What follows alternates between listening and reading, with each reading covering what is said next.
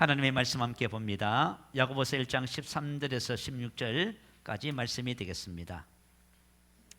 13절에서 16절까지 말씀 우리 한 목소리로 같이 합독합니다. 자, 사람이 시험을 받을 때에 내가 하나님께 시험을 받는다 하지 말지니 하나님은 악에게 시험을 받지도 아니하시고 친히 아무도 시험하지 아니하시느니라. 오직 각 사람이 시험을 받는 것은 자기 욕심에 끌려 미혹 때문이니 욕심이 인단즉 죄를 낳고 죄가 장성한즉 사망을 낳느니라. 내 사랑하는 형제들아 속지 말라. 자, 오늘 함께 읽은 이 본문 말씀의 핵심 말씀이 뭐지요? 속지 말라입니다. 사랑하는 형제들아 속지 말라. 이 본 말씀은 바로 애정이 깃든 부드러운 권면의 말씀으로 되어 있습니다. 속지 말라에서 속지는 길을 잃다, 미혹, 타락되다, 방황하다라는 뜻의 의미를 가지고 있어요. 우리 신앙의 삶에 뭐가 있다는 것이에요? 속이는 자가 있다 그 말이에요. 미혹하는 자가 있다. 그래서 미혹되는 거예요. 그래서 속는 것이지요.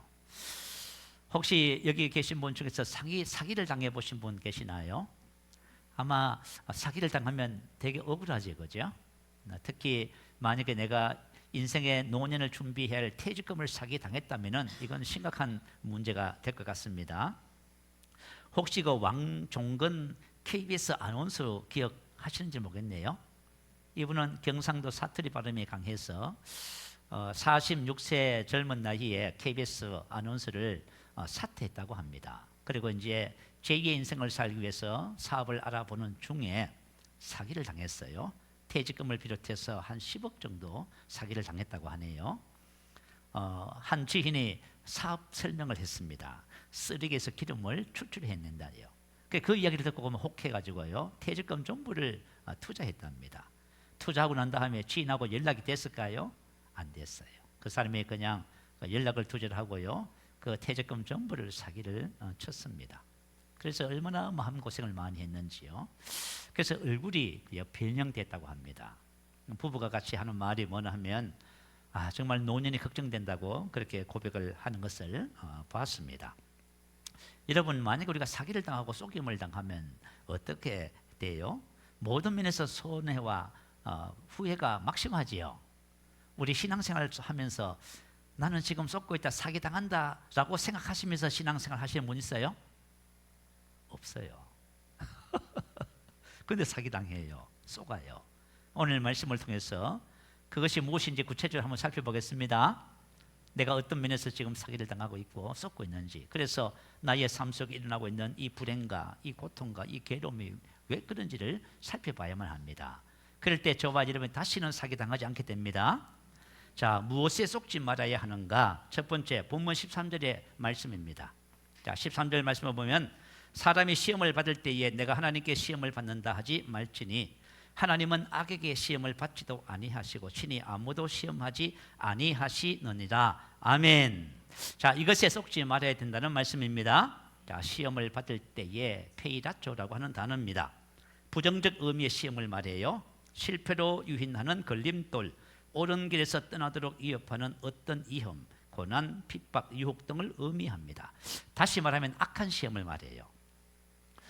마태복음 4장에 보면 예수님도 시험을 받으셨지요. 시험하는 자가 예수님께 나와왔다 이렇게 기록합니다. 이 시험은 죄로 이끄는 시험이었어요. 그런데 예수님은 시험을 어떻게 하셨어요? 이기셨지요. 예수님은 시험을 이겼다고만 합니다. 우리에게 있는 대제사장은 우리와 함께 같이 시험을 받은 자로 돼 페이라죠. 죄는 없으시니라. 다시 말하면 사단이 예수님을 시험했습니다. 유혹했습니다. 목적이 뭐지요? 죄로 이끌기 위해서 그렇게 했다 그 말이에요. 그런데 예수님은 시험을 항상 이기셨습니다. 죄를 짓지 않으셨다 그 뜻이에요. 그래서 이 시험은 언제나 우리를 어디로 이끌어가요? 시험하는 자가 와서 우리를 죄 가운데 이끌어가고요. 또한 사망 가운데 이끌어갑니다.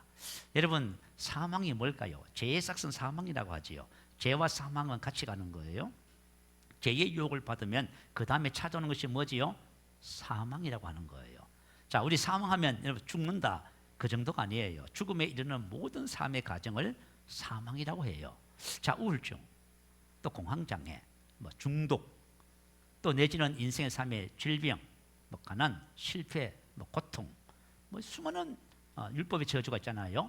이것을 총망라해서 사망이라고 표현합니다.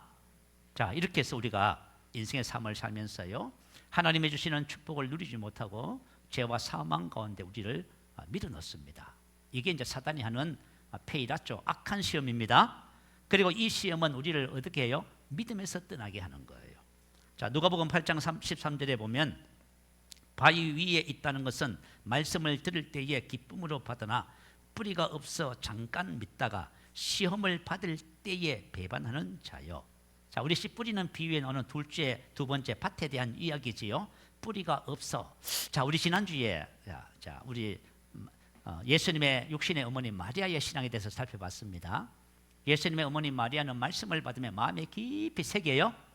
뿌리를 깊이 내리게 한다 그 말이에요. 근데 우리가 이제 신앙이 말씀을 듣고 기뻤어요. 근데 뿌리가 없으면 어떻게 돼요? 시험을 받을 때에 페이다주에서 유래한 단어예요. 시험, 시련, 유혹을 말이에요. 자, 시험을 받는다 그 말이에요. 여러분 참 희한해요. 시험을 받을 때의 이 뜻은 무슨 뜻이냐면 반드시 시험이 있다 그 말이에요. 우리 믿음 생활하는 거, 사단이 우리가 믿음에 서는 거 절대로 용납 안 해요. 어떻게 해요? 반드시 그 믿음을 버리게 하는 겁니다. 믿음을 배반하도록 만든다 그 말이에요. 자, 베드로의 경우에 보면 누가복음 22장에 최후의 만찬 자리에서 예수님께서 베드로에게 이렇게 말씀하셨습니다.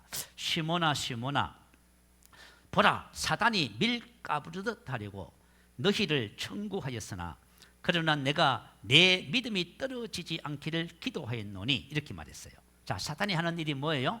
자, 한 사람 베드로를 밀 까부듯이 채를 챈다 그 말이에요. 우리 이제 시골에서 농사진 분들은 잘 알 거예요. 곡식을 그죠? 채에다가 올려놓고 막 까불지요. 다시 말하면 사단이 우리가 자 기쁨으로 말씀을 받으면 믿음이 생기는 거예요. 그러면 어떻게 해요? 시험을 하는데 막 흔들어 버려요. 어떻게 몇 달에 믿음을 배반하도록.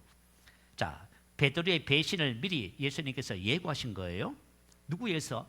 사단의 시험에 의해서. 그런데 내 믿음이 떨어지지 않도록, 이 말은 무슨 뜻이냐면 배신의 책임이 누구한테 있다?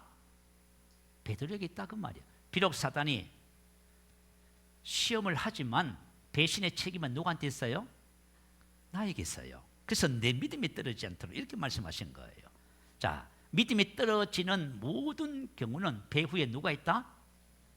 혹시 여러분이 신앙생활 하다가 신앙생활 하기 싫고 기도하기 싫고 예배드리기 싫고 그죠? 신앙생활 재미없어지고 그 배후에 누가 지금 일하고 있어요? 그건 뭐 다 모르는 거예요. 다 속는 거예요. 우리 보통 뭐라고 생각해요? 누구 때문에 뭐 때문에 그죠? 시험 들었다 이게 다 속은 거예요, 여러분. 저와 여러분이 어떻든 간에 믿음이 전진하지 않고 정체되어 있다든가 믿음이 후퇴하는 것은 배후에 사단이 역사하고 있다는 것을 기억하셔야만 합니다. 그래서 믿음의 후퇴는 바로 속은 것입니다. 자, 베드로가 예수님이 이렇게 말씀하시자 뭐라고 말해요? 예수님, 저는 주님과 함께 오게도 죽는 데도 가겠습니다. 그랬어요. 그렇지만 예수님은 그 이후에 공병들이 잡혀갔고 신문을 받으셨고 일련의 사건들이 쫙 전개됩니다. 그런데 이 모든 일련의 모든 사건들이 베드로 개인에게는 뭐예요? 믿음을 배반하게 만드는 사단의 뭐라고요? 시험이었다 그 말이에요. 우리 사람들은 우리의 일생의 삶 속에서 나타나는 모든 현상들이 왜 그런지를 몰라. 이해를 안 해요. 그냥 되어진다고 생각해요. 그렇지만 우리의 삶 속에서 베드로가 예수님과 이 최후의 만찬을 하고 나서 그죠? 그 다음부터 있어지는 모든 일련의 사건들이 베드로에게 어떤 일이었다고요? 믿음을 배반하게 만드는 사단의 시험이었다 그 말이에요. 자, 우리가 보통 이제 복음을 들으면 치유의 말씀에 사람들이 많이 은혜를 받아요. 왜 그러냐면은 이 질병이라고 하는 것은 너무나 가까이 우리 삶에 있어서 그래요. 그래서 우리가 치유의 말씀을 기쁨으로 받으면 반드시 뭐가 와요? 시험 옵니다, 여러분. 아시겠죠? 시험을 받을 때에 이 말이 무슨 뜻이냐면 반드시 시험 온다 그 말이에요. 그러면 사단이 시험하는 목적이 뭘까요? 그 치유의 믿음을 버리라는 거예요. 치유의 믿음을 배반하라는 겁니다. 그러면 사단의 시험이 어떻게 와요? 증상이 더 심해져요. 너무 신기해요. 우리가 치유의 말씀을 붙잡으면 그때부터 증상이 더 심해지네. 왜 그렇게 증상이 심해져요? 느낌, 감각으로 가라 그 말이에요. 우리가 말씀을 붙잡는 것이 아니라 느낌, 감각에 집중하라 그 말이에요. 우리 마음이 뭐에 뺏겨요? 감각 증상에 뺏겨요. 그리고 사람들의 말, 이런 것에 뺏기는 거예요. 사람들의 말, 그죠? 사람을 통하여 방해하잖아요. 사람들의 말, 사람들이 우리가 믿음으로 전진하는 것을 막았어요. 그래서 저와 여러분이 믿음 생활할 적에 믿음 좋은 사람 만나세요? 그래 여러분 전진합니다. 근데 믿음도 없는 사람 만나 놓으면 이제 여러분 다 시험 다 들어서 믿음 버리게 돼 있어요. 그리고 두려움과 의심과 뭐가 찾아와요? 염려가 찾아오지요. 두려움은 영이라고 하지요. 그죠? 두려움의 영. 그 전부 다 사탄이 여러분 그 치유의 믿음을 포기하라고 시험하는 거예요. 그래서 대부분의 성도님들이 처음에 치유의 말씀을 붙잡았다가 대부분 내려놔 버려요. 그러니까 결과를 그죠? 축복을 경험하지 못하게 되는 것이에요. 자, 이와 같은 일들이 발생하거든 배후의 사단이 내가 치유의 말씀을 포기하도록 시험한다고 깨달으시기 바랍니다. 이때 우리가 뭐 해야 돼요? 속지 말아야지요. 사람이 시험을 받을 때에 내가 하나님께 시험을 받는다 하지 말지니 하나님은 악에게 시험을 받지도 아니하시고 친히 아무도 시험하지 않습니다. 하나님께서는 절대로 이런 사람을 저와 여러분에게 주시지 않습니다. 자, 내가 만약에 죄로 이끄는 모든 시험들이 있어요. 막 화나게 하고 짜증나게 만들고 원망하게 만들고 막 폭발하게 만들어요. 자, 죄로 이끄는 이 모든 시험의 배후에 누가 있어요? 사단. 우리를 사망으로 이끄는 모든 가정들, 시험들 사단이 하는 거예요, 전부 다. 그리고 우리가 믿음을 잃어버리게 하는 모든 가정들, 어떤 일이 발생해도 그 배후에 역사하는 존재는 누구라고요? 그런데 우리가 이렇게 생각 안 해요. 하나님을 향해서 원망해요. 하나님을 시험해요. 그래서 이거 뭐냐면, 그죠? 해도 안 된다는 것, 그죠? 해도 안 되는데요, 그죠? 해도 소용없습니다. 해도 안 되는데요, 원망해요. 이거 뭐예요? 다 속은 거예요, 여러분. 마귀가 박수치면서 좋아할 일이에요, 그죠? 안 되는 거 있어요. 다 돼 있는데 벌써 다 치유받았는데. 참. 여러분 이미 여러분 아브라함의 복이잖아요. 다 속아버린 거예요, 이게 전부 다. 쏘가지고 말이죠. 감각에 쫓겼어, 그죠? 다 놓쳐버리는 거예요. 하나님은 절대로 우리를 믿음을 떨어지게 한다든지 죄로 사망으로 절대로 이끌지 않습니다. 근데 여기에다가 맞장구를 여러분이 쳐버리면 어떻게 할 거예요? 구약의 이스라엘 백성들이 제일 많이 한 것이 뭐예요? 원망하는 거였잖아요. 두 번째는 뭐예요? 하나님을 시험했지요. 모든 문제의 원인을 어디다 둬버렸어요? 하나님께 둬버렸어요. 민수기 14장 3절에 보면 어찌하여 여호와가 우리를 그 땅으로 인도하여 칼에 쓰러지게 하려 하는가? 써왔잖아요. 하나님께서 이스라엘 백성들을 가나안 땅 기업으로 주셨어, 그죠? 취하라고 하잖아요.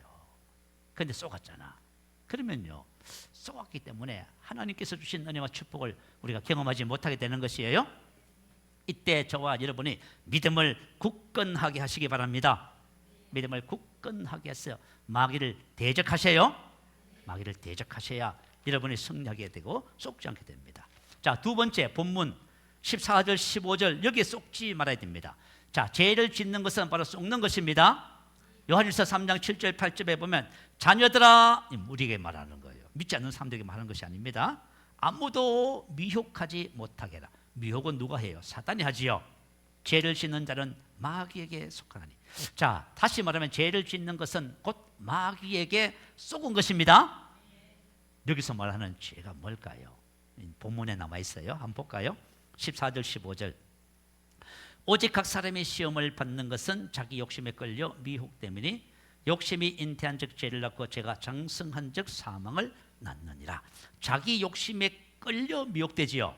욕심이 잉태한 욕심이라고 하는 것이 바로 죄입니다. 욕심, 에피데미아. 에피데미아가 뭐냐면 육체의 모든 일들이 에피데미아예요. 자, 우리 갈라디아서 5장 19절 21절에 보면 육체의 일은 분명하니 곧 음행과 더러운 것과 호색과 우상 숭배와 주술과 원수 맺는 것과 분냄과 시기와 분쟁과 당 짓는 것과 분열함과 이단과 투기와 술 취함과 방탄함과 또 그와 같은 것들이라. 또 그와 같은 것들이란 말은 무슨 뜻이냐면 성령의 9가지 열매가 아닌 모든 것은 육체의 다 일들입니다. 하나님의 생명의 본성의 열매가 아닌 것은 전부 다 여기 다 포함된다 그 말이에요. 자, 이와 같은 죄를 짓게 되는 이유가 뭐냐 하면은 자기 욕심에 끌려 미혹된다 이렇게 기록했어요. 자, 여러분 봐요. 자, 우리가 화를 내고 미워하고 분노하고 막 그래요. 왜 이렇게 되는지 여러분 다 아시죠? 왜 이렇게? 근데 만약에 내가 미워하고 시기하고 질투하고 이런 죄를 짓잖아요. 그럼 누구한테 쏘은 거예요? 마귀한테 쏘은 거예요, 여러분. 이제 설명을 해드릴게요.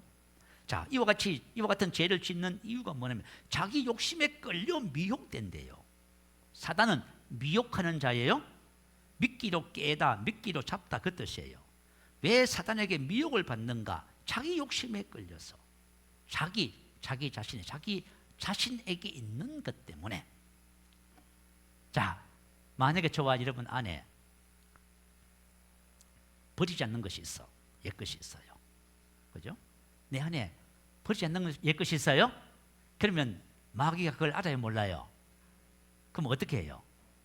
미끼로 깨요. 미움이 있어요. 미워할 수밖에 없는 상황을 만들어요. 그러면 내가 깨서 뭘 해요?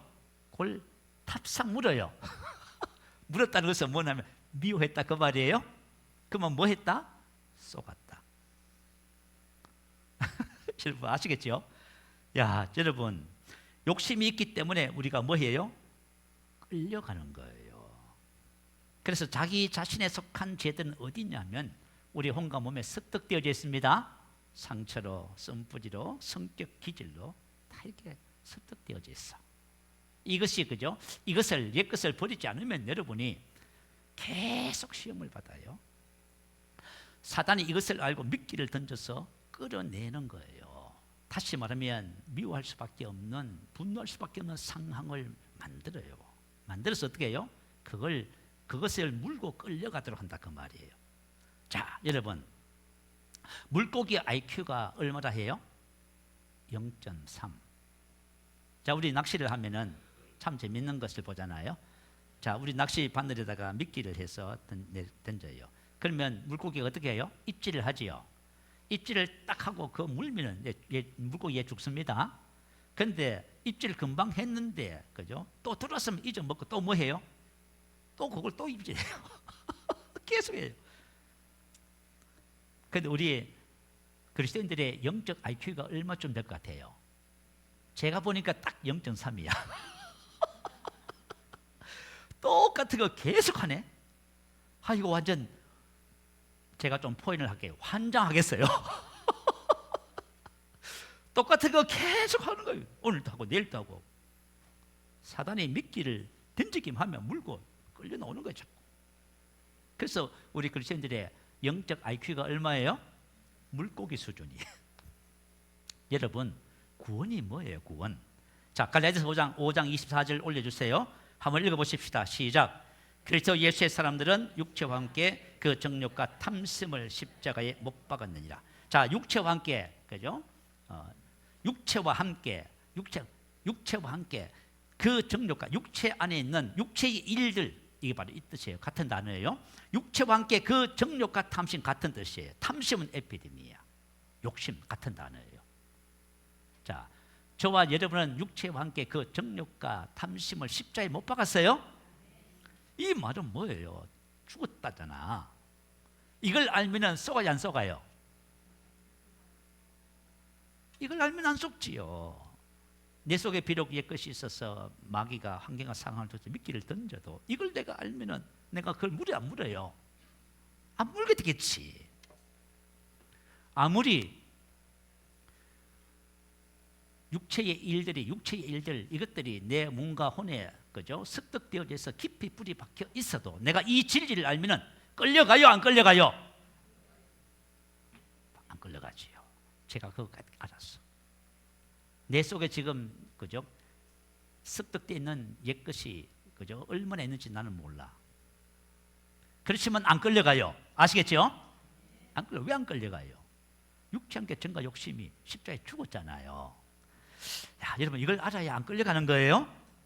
저봐 여러분, 이것이 우리의 믿음이 돼야 돼요. 우리는 죄에 대해서 죽었습니다. 그래서 이 진리를 아는 사람들은 마귀에게 끌려가지 속지 않아요.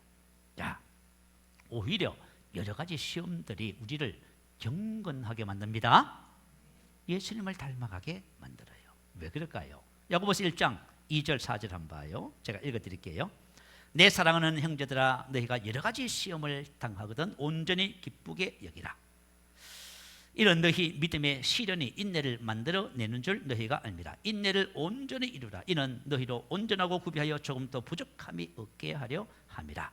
여러 가지 시험을 당하거든 온전히 기쁘게 여기라고 합니다. 왜 그래요? 이는 너희로 온전하고 완전한 성숙한 성인이 된, 다시 말하면 저와 여러분의 혼이 주님의 수준만큼 닮아가게 만든다, 그 말이에요.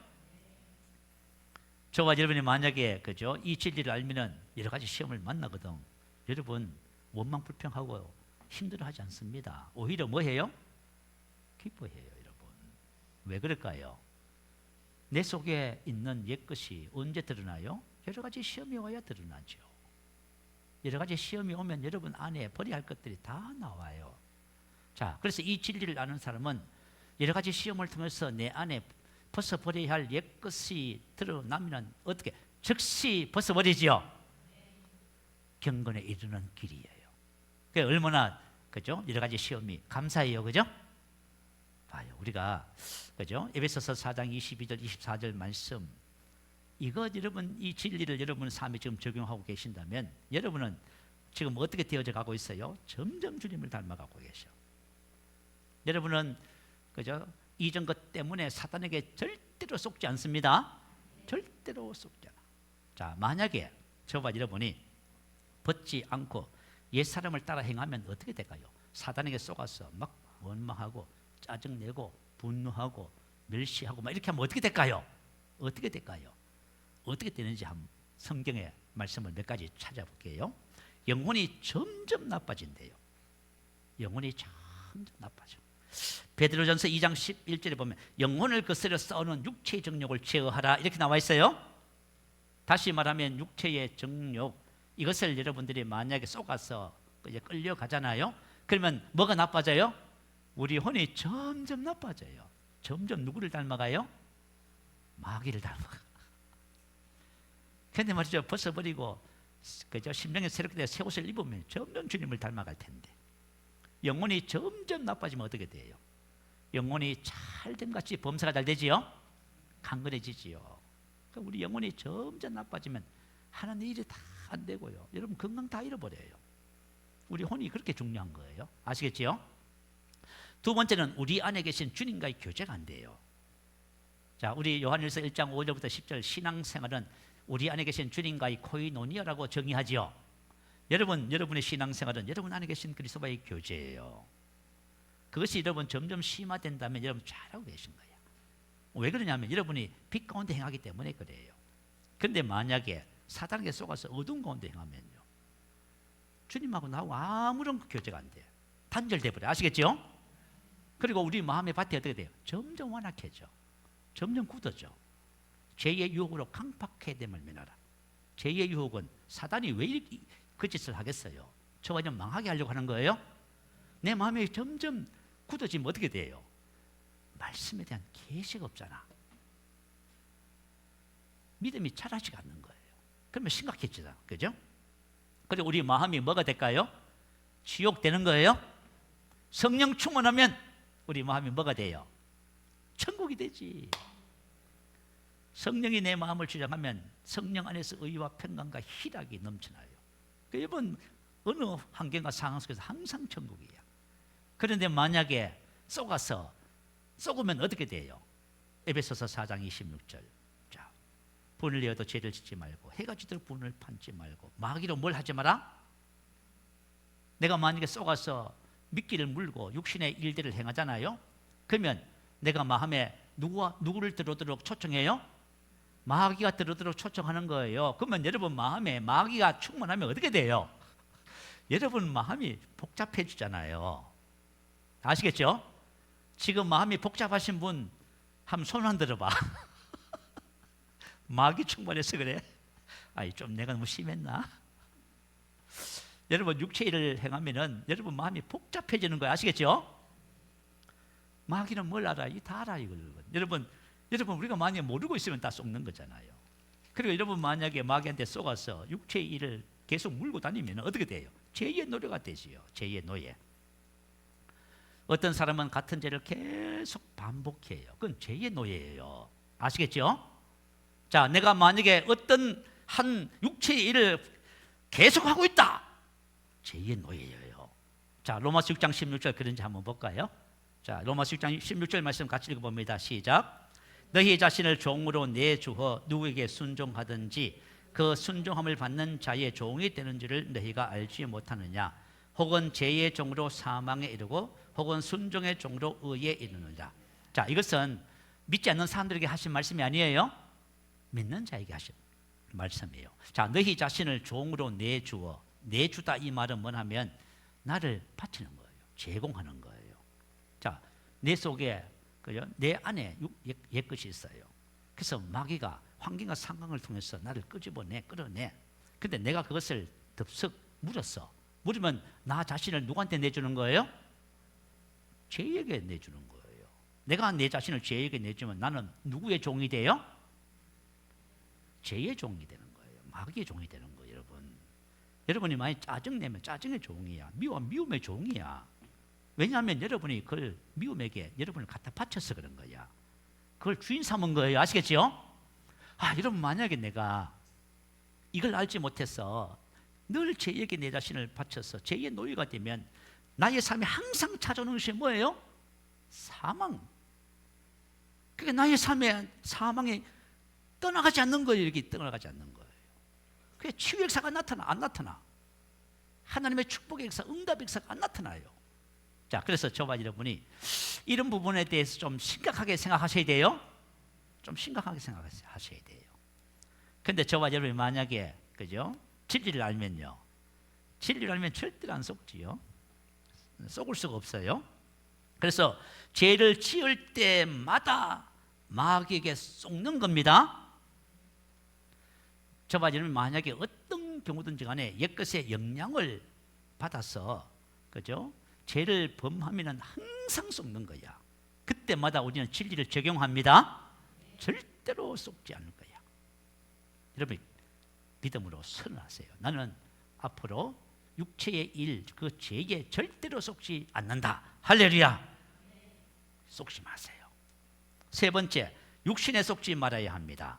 육신에 속지 말아야 하는 이유가 뭐냐 하면 로마서 8장 9절에 보면은 만일 너희 속에 하나님의 영이 거하시면, 자, 우리 예수를 믿으면 하나님의 성령께서 우리 안에 들어오십니다. 그러면 내가 육신에 있지 않고 영에 있습니다. 과거에는 육신이었어요. 근데 이제는 뭐예요? 영이야. 다시 말해 육신에서 뭐로 옮겼어요? 영으로 옮겨서 이사했어요. 여러분이 정체성이 변화가 됐어요. 그래서 우리가 잘 아는 대로 고린도서 5장 17절에 말하지요. 누구든지 그리스도 안에 있으면 뭐예요? 새로운 피조물이죠. 이전 것은 지나가 보라 새 것이 되었도다. 봐요 여러분, 이전 것은 다 지나갔어요. 새 것이 된 거예요. 로마서 8장 5절 6절. 그래서 우리 삶의 방식도 바뀌어야 돼요. 자, 로마서 8장 5절 6절 한번 올려주세요. 같이 한번 읽어볼까요? 시작. 육신을 따르는 자는 육신의 일을, 영을 따르는 자는 영의 일을 생각하나니 육신의 생각은 사망이요 영의 생각은 생명과 평안이니라. 자, 육신을 따르는 자는 육신의 일을 생각하나니. 근데 왜 육신을 따르지요? 이전 거 지나갔다잖아요. 그 왜 육신을 따라 옛날 삶의 방식대로 사냐 그 말이에요. 그 속아서 그런 거예요. 아시겠죠? 이전 것은 지나갔으니 보라 뭐가 됐어요? 우리 새롭게 됐단 말이에요. 내가 새롭게 된 것을 여러분 모르면 이제 다 속는 거예요. 그리고 여러분 우리가 새롭게 됐으면 이제는 새로운 삶의 방식을 배우는 거예요. 여러분 우리가 지금 하고 있는 그죠? 양육의 내용이 뭡니까? 여러분 양육의 내용은 너 새로운 사람이기 때문에 이제부터 새롭게 사는 거야. 그거 가르쳐 주려고 하는 거예요, 여러분. 여러분이 뭐 도덕적으로 뭐 그죠? 환경적으로 좋아지고 그런 내용 아니에요. 저와 여러분이 만약에 제대로 양육을 받으면은 완전히 새로운 삶을 삽니다. 그래서 육신을 따르는 자는 육신의 일을 생각하나니, 이건 예수 믿기 이전의 삶의 방식입니다. 자, 이게 무슨 삶입니까? 육신을 따라 산다는 것, 오감 지식을 따라 사는 것을 말해요. 보는 것을 따라서, 듣는 것을 따라서, 느끼고 감각하는 것을 따라서 사는 삶을 육신을 따라 사는 삶이다, 이렇게 표현을 해요. 자, 영을 따라 사는 사람은요, 말씀을 따라 사는 삶, 믿음으로 사는 삶, 성령의 인도받는 삶, 이런 내용이에요. 그래서 우리가 지금까지 살아왔던 삶에서 새로운 삶으로 탁 여러분 훈련 받으셔야 돼요. 아시겠죠? 안 그러면 뭐예요? 처음 다 썩는 거예요. 난 예수 믿었지만 삶은 여전히 안 믿기 전하고 믿은 후하고 똑같아요. 다 썩은 거예요, 전부 다. 자, 고린도후서 5장 7절 말씀 탁 올려주세요. 자, 우리 한번 보십시다. 시작. 같이 있습니다. 이는 우리가 믿음으로 행하고 보는 것으로 행하지 아니함이라. 믿음으로 행하고 페리파테호, 생활 방식. 자, 저와 여러분 하나님의 자녀들, 아들들의 삶의 방식은 믿음으로 행하는 거예요. 믿음의 삶의 방식이에요. 우리 과거에는요, 보는 것으로 사는 것이 우리의 삶의 방식이었고, 지금 안 믿는 사람은 전부 다 뭐로 살아요? 보는 것으로 사는 거예요. 보는 것으로. 자, 그러면 육신에 쏟는 삶이란 것이 뭘까요? 보는 것으로 사는 거예요. 혹시 여러분들이 보는 것이 믿는 것이다, 보여주면 믿을게, 이렇게 여러분 살고 계시면 여러분 다 속은 삶이야. 아시겠죠? 세상 사람들의 삶의 방식이 뭐예요? 바로 그렇게 살잖아. 보는 것이 믿는 것이다, 보여주면 믿을게. 보는 것을 신뢰하는 거예요. 근데 우리 믿음의 삶은 보여져요, 안 보여져요? 그때 우리가 뭐를 본다고 아까 말씀의 실제에서 배웠어요? 영으로 본다고 했지요.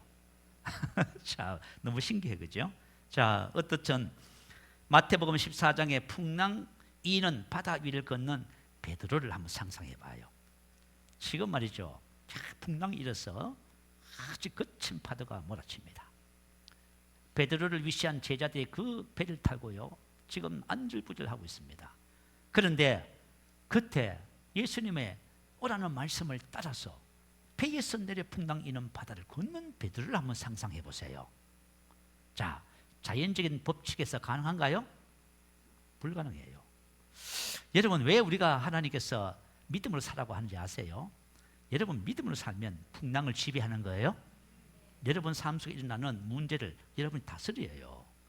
그런데 자연적인 원리 보는 것을 살면요, 절대 그런 일 없다. 그래서 자연적인 원리로 사는 사람은 자연적인 방법으로, 세상의 방법으로 문제를 해결해야 돼요. 아시겠죠? 믿음으로 사는 사람은, 그죠? 믿음의 방법으로 삶을 다스려요.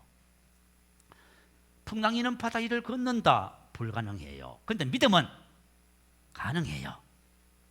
오병이어 기적 이후에 제자들을 바다를 건너게 하셨습니다. 잠시 후에 풍랑을 만났고, 제자들은 밤새도록 그 바람과 풍랑과 싸웠어요. 그런데 그죠? 밤 4경인가요? 예수님께서 그 풍랑 있는 바다를 걸어오셨어요. 제자들이 유령이랑 놀랬지요. 그런데 주님이 뭐라 하셨어요? 그죠? 안심하라, 내니 두려워하지 말라, 나는 나다. 하나님의 자기 선언을 말. 다시 말하면 예수님이 하나님이다, 그 말이에요. 이 말은 그 베드로가 그 말을 딱 듣고 나서 뭐라 했어요? 당신이 만일 키리오스 주님이시면 나로 오라소서. 이 믿음에 도전하는 거야. 그 예수님이 뭐라 했어요? 오라 했더니 베드로가 말씀을, 다시 말하면 믿음으로 행하는 거예요. 배에서 내려 바다 위를 걸었어요. 믿음은 가능하지요. 봐요. 왜 하나님께서 우리에게, 그죠? 믿음으로 살아가고 말씀하시는지 아시겠지요? 자연 법칙에는 절대로 불가능해요. 그래서 저와 여러분이 만약에 하나님께서 우리에게 가르쳐 주신 새로 하나님의 아들의 삶을 배우고 살면은 여러분들이 환경과 상황을 다스리게 돼 있어요. 여러분 만약에 환경과 상황 때문에 염려하고 걱정하고 야단 버석을 떨고 계시면 여러분 보는 것으로 사는 거야. 그거는 하나님의 자녀의 삶에 맞지 않아요. 아시겠어요? 근데 잠시 후에 어떤 일이 벌어졌어요? 바람을 보고 무서워 빠져가는지라. 보고, 보는 것으로. 다시 믿음에서 뭐로 갔어요? 보는 것으로 다시 돌아갔어. 그러면 어떻게 돼요? 물에 빠져가는지라. 자연의 법칙에 적용되는 거예요. 자, 믿음은 자연의 법칙을 초래해요. 여러분이 인생의 삶에 아무리 복잡한 일이 있어도 여러분이 믿음의 말씀을 굳게 붙잡잖아요. 어느 날인가 여러분이 그 환경과 상황을 다스릴 거예요. 분명히. 하나님께서 이런 삶을 주셨는데 속아서 안 한다고요? 야, 알아서 하세요. 알아서 해. 나는 믿음으로 살 거야. 난 하나님이 주신 삶을 살 거예요. 두 번째는 듣는 것을 따라, 느낌, 감각을 따라 사는 삶이 썩는 거예요. 우리 사람들의 수없는 말을 듣잖아요. 그리고 우리는 항상 느끼잖아. 그죠? 자, 크리스 목사님, 말씀의 실제를 지으신 크리스 목사님께서 말씀의 실제 2023년 작년이에요. 작년 3월 12일자 내용이에요. 진리를 따라 사는 삶의 중요성에 대해서 기록한 내용이에요. 하나님께서 뭘 보여주시냐면 한 남자에 관한 거예요. 하나님께서 크리스 목사님에게 이렇게 말씀하셨어요. 보라, 그를 보라. 그는 암 진단을 받았다. 따라서 그는 자신이 암에 걸렸다고 생각하지만 실제로 암은 존재하지 않는다. 이 무슨 말이래요? 아니 이제 아파서 병원에 갔더니 의사가 암입니다. 얼마 살지 못합니다. 진단을 받았어요. 그러면 당연히 내가 뭐라고 생각해야 돼요? 나는 암 걸렸어. 나는 얼마 살지 못해. 이렇게 생각하는 것이 당연하지요. 그런데 하나님이 뭐라고 말씀하셨어요? 암은 존재하지 않는다. 하나님이 보시는 관점이에요. 하나님은 어떻게 보셔요? 하나님은 나를 볼 적에 어떻게 보셔요? 그리스도 예수 안에 있는 새로운 피조물로 보셔요. 아시겠죠?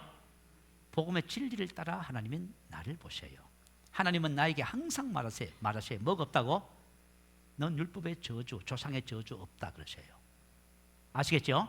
너 질병, 병 없어 라고 말씀하세요.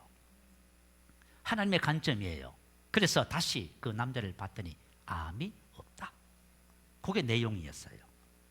자, 하나님께서 저에게도 이 진리를 가르쳐 주셨어. 팬데믹 상황 때에 1층에 그 작업한 거 보셨지요? 혼자 너무 열심히 했더니 이 고장이 났어. 이게 말이죠. 갑자기 오후에 붓기 시작하더니 땡땡 해졌어요. 그래가지고 이걸 꼼짝을 못하게 마셔서 단추도 못 풀어요. 그래서 저녁을 이제 먹고요. 그죠? 하여튼 한 손으로 세멘트하고 다 했어요. 그래서 이제 1층에 이제 그죠? 저녁 8시에 1층에 기도하러 내려갔어요. 근데 기도하려고 앉자 말자 주님이 저에게 뭐라고 말씀하시냐면 너는 이미 치유받았다 그러시더라고요. 뭐라고 말씀하세요? 넌 이미 치유받았다 그러시더라고요. 그래서 제가 고백했죠. 맞아요 주님, 저는 이미 치유받았어요. 주님께서 채찍에 맞음으로 나는 나음을 입었습니다. 생명의 성령의 법이 죄의 법 사망의 법에서 나를 해방시켰습니다. 그러므로 나는 치유받았습니다.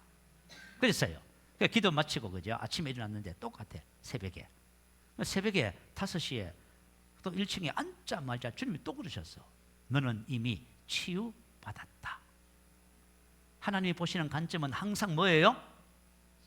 너 치유받았다예요. 나만 치유 안 받았다고 쏘아가지고 야단치는 거야. 여러분 아픈 거 사실이에요. 암 사실이에요. 그죠? 그래, 진리는 뭐예요? 근데 진리로 뭐 해야 돼요? 사실을 덮어요. 그러면 사실이 진리와 일치하게 돼 있어요. 이게 믿음으로 사는 삶의 중요성이에요. 한 11시쯤 되니까 이게 없어져 버렸어요. 그 실제로 치유가 나타난 거예요. 자, 저와 여러분의 신앙의 삶을 살면서 사람의 말을 듣는 것, 감각 느낌을 따라 사는 것, 새로운 피조물의 삶의 방식하고 다릅니다. 다 썩은 거예요. 그런데 만약에 우리 하나님의 자녀들이 다 썩고 사면서도 썩는 줄도 모르고 산다면 어떻게 되겠어요? 이건 심각한 거예요. 자, 오늘 말씀을 통해서 우리가 썩지 말아야 할 내용들을 분명히 하셔야 됩니다. 내가 절대로 속지 말아야 되겠다. 자, 세 번째는 자기 마음의 생각을 따라 사는 삶이 속은 삶이에요. 자기 마음의 생각. 보통 그렇게 안 삽니까? 자기 마음의 생각을 따라 살지요. 그 맞아요. 에베소서 2장 3절에 보면 육체와 마음에 원하는 것을 하여 다른 이들과 같이 본질상 진노의 자녀이었더니. 예수 믿기 이전의 삶이에요. 예수 믿기 이전의 삶은 육체와 마음에 원하는 것을 하는 거예요. 원하는 것을 하여 텔레스. 이 말은 무슨 뜻이냐면 자아의지, 자기 욕심 그 뜻이야. 다시 말하면 하나님 없는 삶이에요. 내가 이제 하루를 살아가는데 하나님 없어. 나밖에 없어. 목사님, 저 일주일 동안 살면서 하나님 안 계시던데요? 그냥 나밖에 없던데요? 그래서 내 생각대로, 내 방법대로 막 그렇게 살았는데요? 다 속았어. 아시겠죠? 그거는 안 믿는 사람들이 사는 삶이에요. 사사기 1장 25절에 보면 그때에 이스라엘에 왕이 없으므로 사람이 각기 자기의 소견에 오른 대로 행하였었다. 자, 왕이 없으면 어떻게 돼요? 왕이 없으면 자기 자신의 소견에 오른 대로 살아가요. 자, 자기 소견에 뭐냐면 눈이에요. 자기 보기에 오른 대로 행하였다. 이렇게 나와요. 그럼 내가 보니까 뭐 그랬던데요. 그래서 나 그렇게 살았는데요. 다 속았어. 여러분이 이제 예수 그리스도 안에서 성장하잖아, 그죠? 성장하면 여러분이 주님과 하나가 돼서 살아가는 거예요. 주님과 하나가 돼서 살아가는 거예요. 이게 하나님이 우리에게 주신 새로운 삶이에요. 자, 우리가 진리를 따라 살고자 하면은 여러분이 이 같은 삶을 살게 되는 거예요. 그런데 이 같은 삶은 앞에 있는 내용들에 속았다. 그럼 못 살아. 아시겠죠? 앞에 있는 내용이 다 속아버렸네? 그럼 어떻게 이렇게 살 거예요? 못 사는 거예요, 여러분. 그래서 여러분들이 절대로 속지 마시기 바래요. 그래서 우리 속는다는 건 정말 억울한 거예요. 내가 이제 인생의 삶을 마치고 주님 앞에 서서 결산을 하는 거예요. 결산을 할 때 내가 내 인생의 삶을, 지상에서 삶을 돌이켜 봤을 적에 뭐예요? 전부 속았네. 그러면 그때 아무리 통후해도 소용없어요. 그래서 저와 여러분이 승리하는 삶의 비결이 있습니다. 그러기 위해서는 뭘 해야 하지 말아야 돼요? 속지 말아야 됩니다. 속지 말아야 돼요. 여러분, 속으면 어떻게 돼요? 결과는 사망이에요. 아시겠죠? 우리가 지금 인생의 삶에 만약에 사망이 역사하고 있다면 속아서 그래요. 여러분, 절대 속지 마세요. 그런데 뭘 알면 속지 않아요? 여러분 답을 다 하시네. 여러분이 여와서 설교하세요. 진리를 알면 속지 않아요. 내가 만약에 속지 않으리라 아무리 결단해 보세요. 진리 모르면 나도 모르게 다 속아요. 베드로가 예수님이 십자가에서 죽고 뭐 말씀하시니까 붙잡고 말렸어요. 그랬더니 베드로는 뭐라고 생각했어요? 자기가 수제자로서 마땅히 해야 할 것을 했다고 생각하겠지요. 그런데 예수님은 뭐라 하셨어요? 사탄아 물러가라 했어요. 뭐예요? 베드로가 속았지요. 봐요, 우리 진리 모르면 어떻게 해요? 다 속습니다.